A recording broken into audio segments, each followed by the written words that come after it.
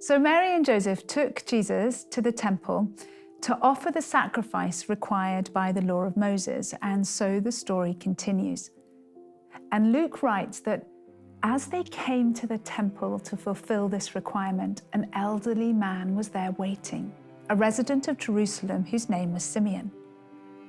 He was a very good man, a lover of God who kept himself pure, and the spirit of holiness rested upon him.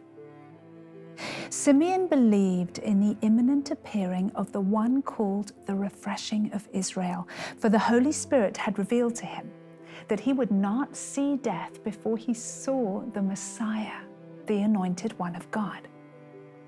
And for this reason, the Holy Spirit had moved him to be in the temple court at the very moment Jesus' parents entered to fulfill the requirement of the sacrifice.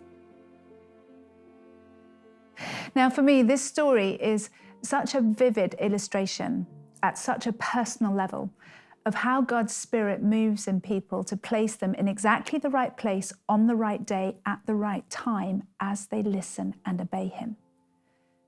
Don't you just love how God lined everything up? As Mary and Joseph moved in obedience to the law, and Simeon moved in sensitivity to the Holy Spirit, God moved each of them into place, and his wonderful plan unfolded.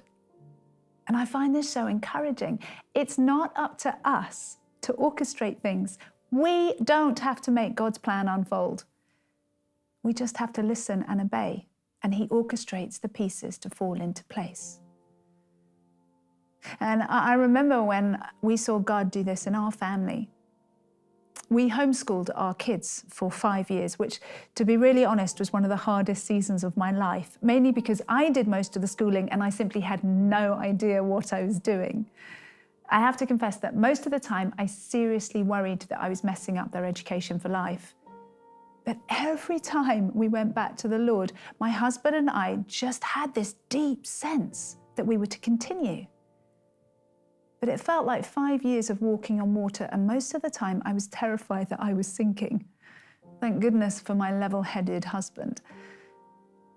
And right towards the end of that season, we were advised to take one of our children to a specialist because there were some concerns that this particular child might need some additional support.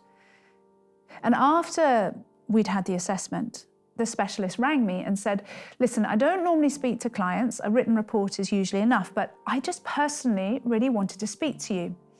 Because you see, I've never seen anything like this before.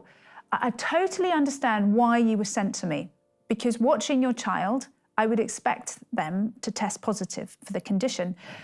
But on every test, your child registers in the totally normal range. Now, I know you've homeschooled, so may I ask, what have you done with your child for the last 5 years? And I responded, well, not much really. I've actually spent most of my time worrying that I wasn't doing enough. And this lady said to me, but what about sport? Have they been very active? And I said, well, yes, I suppose if you count running around barefoot and jumping on trampolines as sport, they've done a lot of that. They're hopeless at sitting still. And she exclaimed, that's it. That's what's done it. That's why your child doesn't have the problems we would expect to see presented.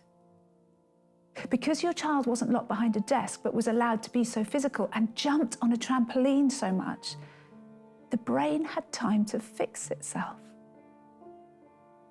In other words, the Lord had gone before us and without us having a clue, had created an environment that corrected a problem we didn't even know existed. We just listened and obeyed, and he orchestrated the pieces to fall into place. Let's be reminded of the story again.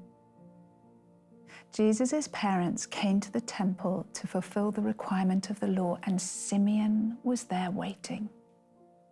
Simeon was a very good man who loved God and was waiting expectantly for the Messiah.